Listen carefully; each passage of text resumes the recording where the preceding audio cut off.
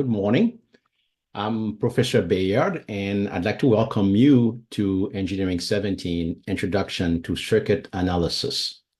I'll be the instructor of record, and we're going to spend a semester's worth discussing how to solve basic linear circuits, which is the content of the course Engineering 17 at Sac State.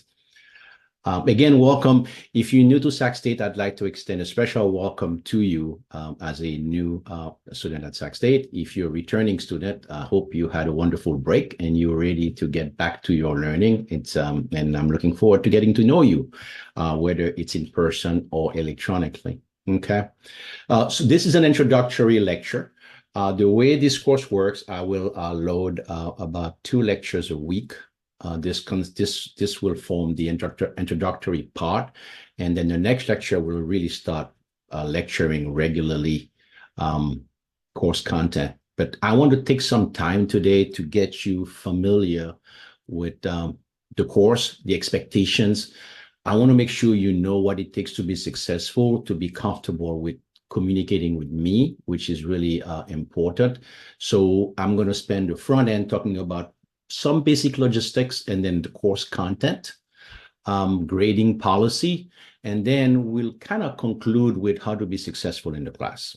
Okay, and then at the very end, I'll talk about lecture number 2, what you should expect in lecture number 2, basically. Okay, so hope all is well.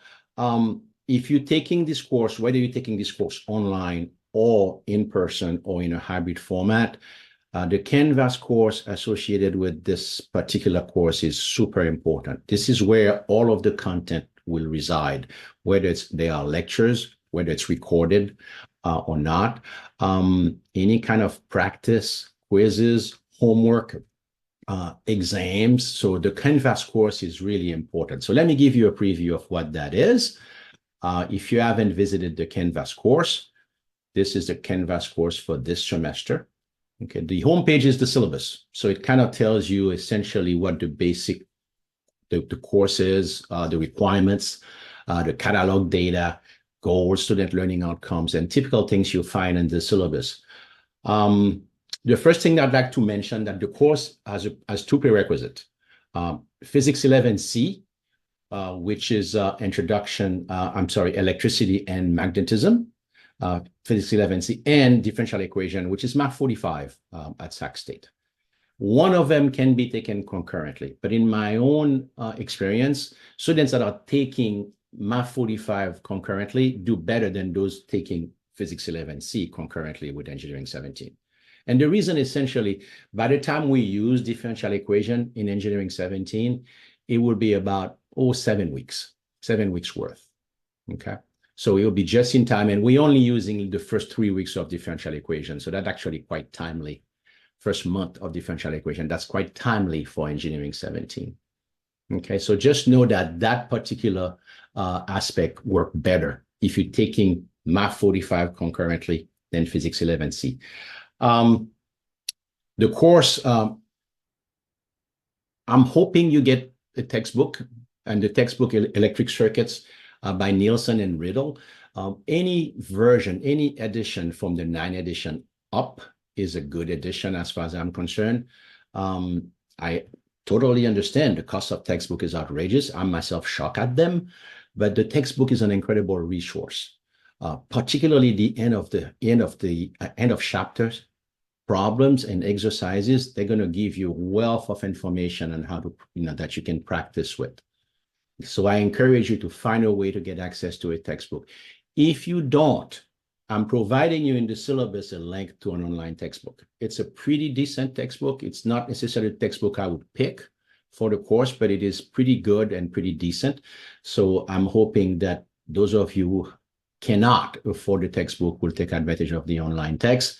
Even if you have that textbook, the online text actually is quite a good resource for practice problem. In fact, I will use those practice problems in this course from the online textbook, so you know. Okay, so that's kind of the basic logistic here. You're expected to have a calculator, and students often ask me what calculator to buy.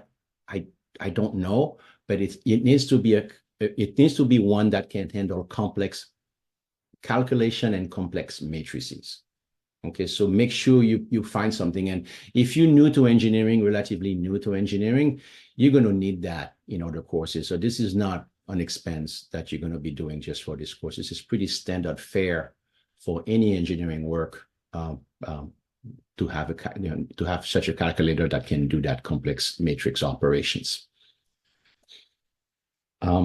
Okay, so I'm going to try basically now go talk about the course, how it is structured, the various modules, and I'll try to point out to you where I think you can front end really some important effort that could help you toward the course. So let me stop sharing the site. And let me instead share my document camera. So we're talking about, again, this course is Introduction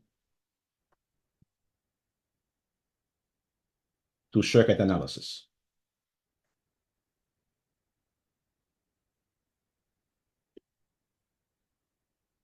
Okay, so what we're talking about, the main thing that I want to point out here is the word analysis. All right, so this is a lower division course. This is not a course where I'm going to be asking you to design circuits or have high level discussions or concepts about electric circuit. This is a course, lower division course, where you're going to learn two basic methods during the semester that you're going to apply to different types of circuits. Okay, so when we talk about analysis, we're talking about solving for current, voltage, or power. Okay, that's really, analysis stands for that. Okay, we're solving for these quantities. You're given a circuit and you're being asked to use a particular method to calculate the voltage across something or the current through some circuit element. Okay, that's essentially what we do. So central in this course, and I'm going to do that, the main part of the course is essentially these two methods: nodal analysis, and mesh analysis.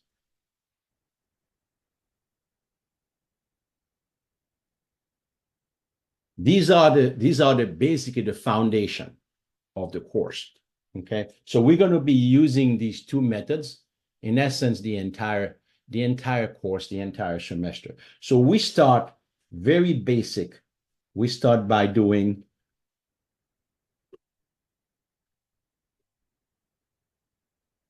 we introduce current, voltage, and power.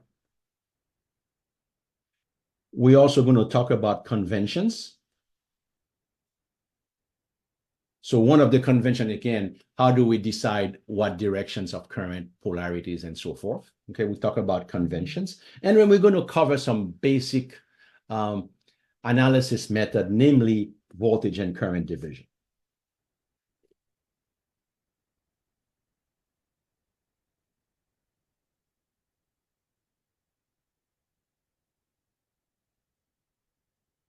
So this is kind of about a week and a half worth of lecture. This is kind of, we're going to ramp up. We have to establish some basic foundational knowledge that we all have. We all going to address things the same way. And you're going to see some difference. If you've taken Physics 11C, you're going to see some notations maybe different. One example, that I'll give you in physics, they use I for complex, and in engineering, in electrical engineering, I stands for current. That's in national standard. So we don't use I for complex, we use J. So these are the kind of convention that we're going to establish throughout the course, so that we speak the same kind of language, so that we have a base that's common to all of us. So this is about a week and a half, 1.5 weeks. Okay. Then after that, the major section of the course right there.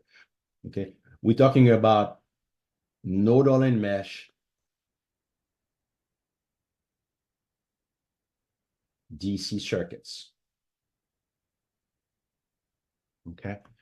So this is going to constitute, in my view, the centerpiece. This is going to be 6 weeks about.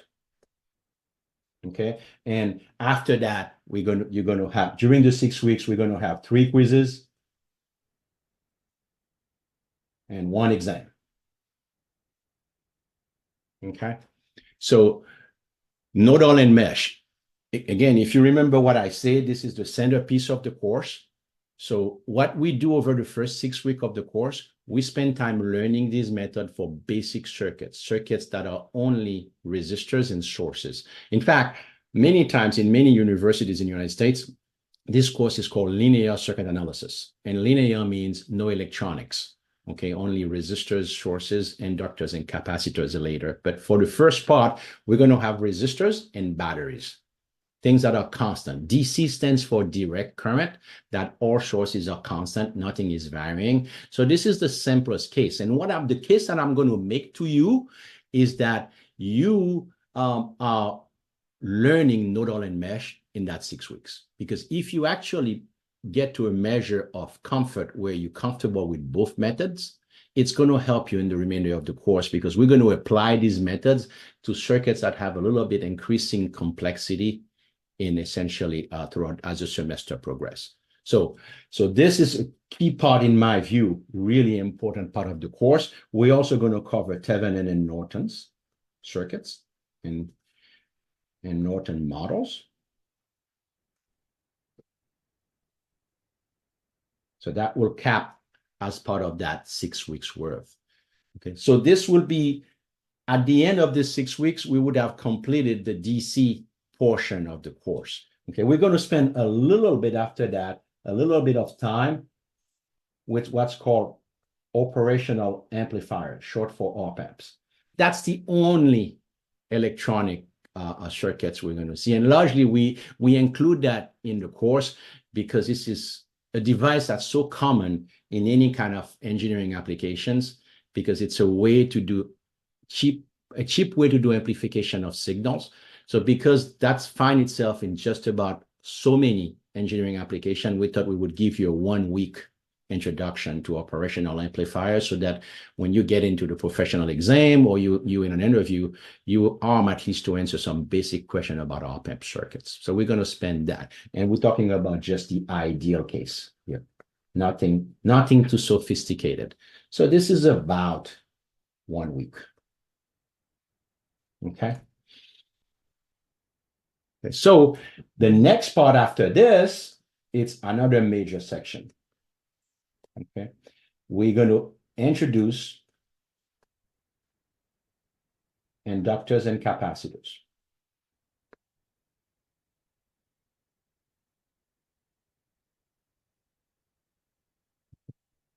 So these are circuits that have, we're going to still have circuits that have only batteries that are constant sources, but with switches.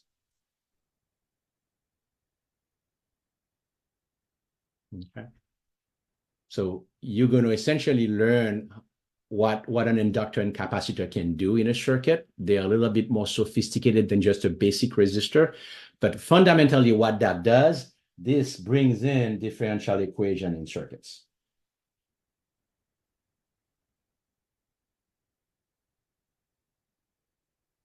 In circuit analysis.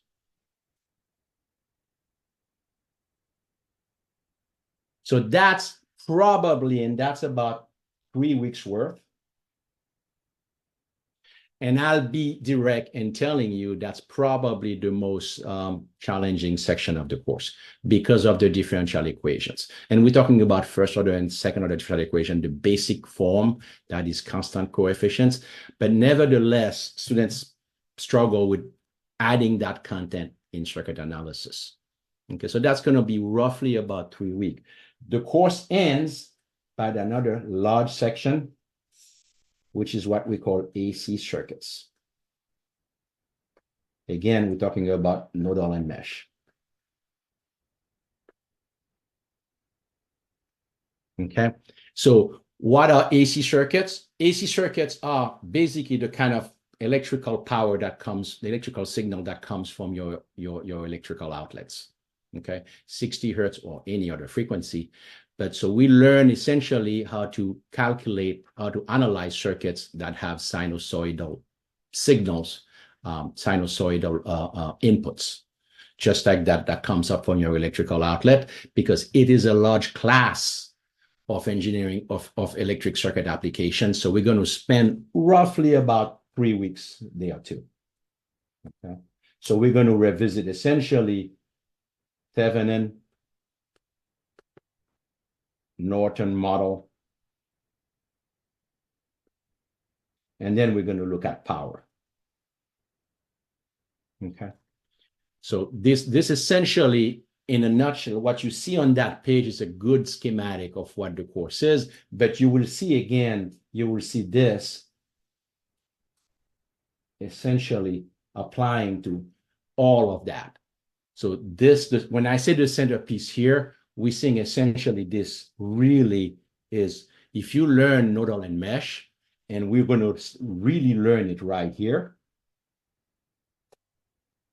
you will be in a great position, and I'm going to give you a lot of examples and quizzes and practice so that you can practice that skill. You will be in a great position to finish the course in a great place, essentially. So that's the content of the course. I hope this makes sense, and I wanted to show you that graphics. I'm going to spend some time talking about grading policy. And then we'll move on to what does it take to be successful in the course. Okay, so let me just stop sharing right now. So again, let me just go back to the syllabus because it has a section on grading policy so that you can, part of the thing that I need, essentially, I need you to have things in writing so that you can always go back to these content and see where we are. So let me scroll back to you about, scroll back to grading policy here.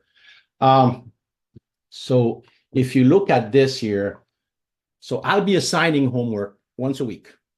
I look at the homework as baseline practice, okay? There's no point associated at 0%. It is what I'm hoping to provide you, a low level, that is low stress level of practice, okay? So every week you're going to start a set of homework, and roughly a week later, I'll post a solution to the homeworks.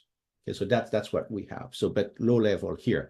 I am on top of that going to have a number of Canvas, computer-based Canvas exercises. Okay. Collectively, and I'm talking about, we'll have about 50 sprinkled in the semester. Collectively, they're worth 10%. So the idea that I'm using this is to just give you a little bit of feel for what it is to be in a testing environment. So these Canvas exercises will allow you, let's say, 20 minutes or 25 minutes for problems, and gives you 2 attempts, sometimes 3, to get the answer correct. Unfortunately, given the technology in Canvas, there is no partial credit for that. That's why I'm giving you 2 or 3 attempts for that. Don't worry if you're not getting the correct answer.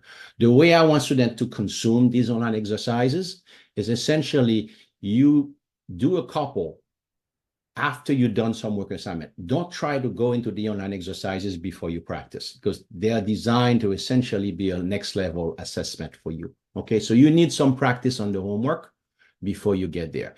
But when you do the online exercise, after you do, let's say one particular one, you do 2 or 3 attempts and you don't get the answer, send me your work.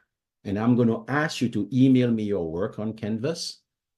Basically take a picture with your camera and send me your work, and I'm going to guide you on it. Okay, that's the learning that I'm hoping we establish during the semester.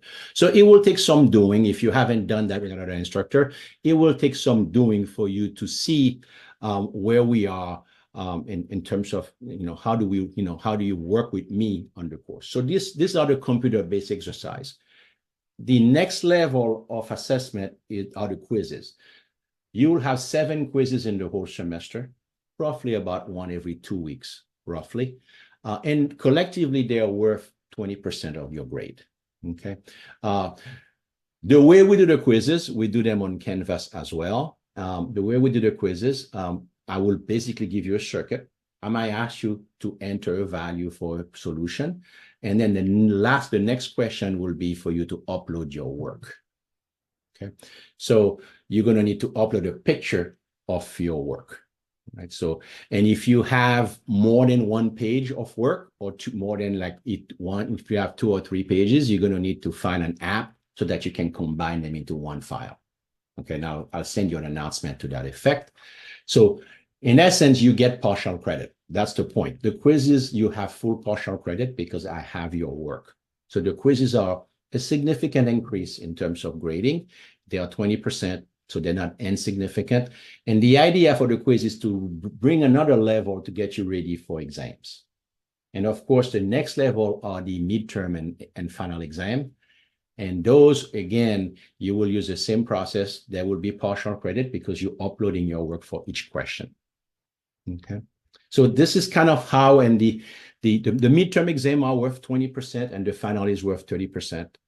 The final, essentially, it's a more comprehensive, it's longer. The midterms tend to be roughly about half the time of the final exam. So that's the 20% and the final is a little bit more.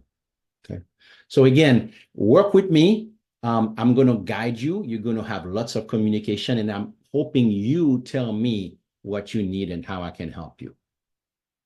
Okay, so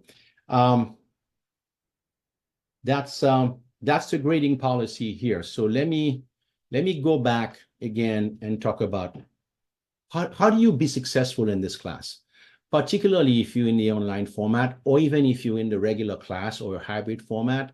Your communication with me is paramount, okay? And when I say communication, so I'm going to go into class and I'm going to work a problem, okay? I'm going to basically work a problem. So typically, the way I work problems, sometimes I'll do PowerPoint. I'll show you the PowerPoint solution for a problem. So I'll put a problem and I'll say to you, I'm going to give you 20 minutes, okay, to work on the problem. If you're essentially in the online class, I'm basically going to pause the video, and then, you need to pause the video and then basically do some work and come back, okay? But sometimes I'm going to solve the problems on PowerPoint, but often I'm going to do it essentially on paper because I want you to see the kind of work and process that I want from you. And I'll tell you exactly the outline of what I expect that you do for each problem, okay? So we'll do a mixture of PowerPoint and document camera problems. And that will provide the basis. The announcements, about once a week, you're going to get an announcement with practice problems. Most of them have answers. And the idea that I give you these problems and you work the problems and try to get the answers. You then communicate with me, you send me your work, particularly if you can get the answer. And I'm going to basically look at the work and tell you, this is where you're going on, this is what you need to do. So I'm guiding you on this. And that particular interaction is really what teaching and learning is. Teaching and learning is not me putting a video and you consume it and you get educated. Teaching and learning is really, particularly in engineering, you're essentially going to have to try things. And sometimes, in fact, for most of us, when the first time we try, we don't get it right. So we have to develop the muscles that allows us to get things correctly, learn the method, learn the standard, learn the procedures. And that's my role, to be a guide to help you get there. Okay. So I'll be saying that a lot. Email me your work. That means taking a picture with your camera, whatever phone you got, and then emailing me with a question, just asking me, what am I doing wrong? How come whatever that question you have, I am pretty good at answering fairly quickly. At least certainly within half a day. Now, if you email me in the middle of the night, that won't be the case, but most time within half a day, I will try to get you back an answer. Okay, so the communication part is really paramount. If I feel that there is a question coming from you that benefit other students, I might share it in an announcement or a discussion board announcement. Okay, I might share it with the class. But know that your personal email with me remains personal. Okay, so whatever problem you're working on, it's going to remain personal. And I hope that works. So let's look at it that way.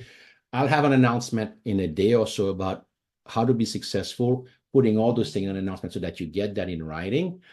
The next lecture, lecture number 2, we're going to go back to what is current, what is voltage, power, how to calculate power. We're going to introduce sources, voltage, current sources. We're going to introduce what's called independent sources and dependent sources. And then the idea, we're doing all these pieces so that we can put them into a circuit. So in about, or maybe a couple of lectures, we're going to be able to analyze some basic circuits. So right now, we're not in a position to do much. We have to do some legwork. Basically, we have to build a little bit of knowledge base before we can put a circuit together, including having elements to connect together so that we have a circuit. And then we can start talking about what are the methods. All right, so conventions are going to be important. How do we put polarities? So I'm going to be a stickler on that. I'm going to grade you based on the process that I'm describing. Okay, so I'm saying that clearly, and then we'll do. But you'll have a clear view of how to solve these circuits. You know, I'll do it on paper, just like I just did here. You'll see example on paper, sometime on PowerPoint, but I'll make sure the main element of the course, you get to see me work it on paper. I don't want to give you any kind of digital solutions without you seeing me at least do it sometime. I hope that works. Please contact me if you need anything. We'll work on that and hopefully be a good resource for you. Thank you. So lecture number 2 will come in a day or so.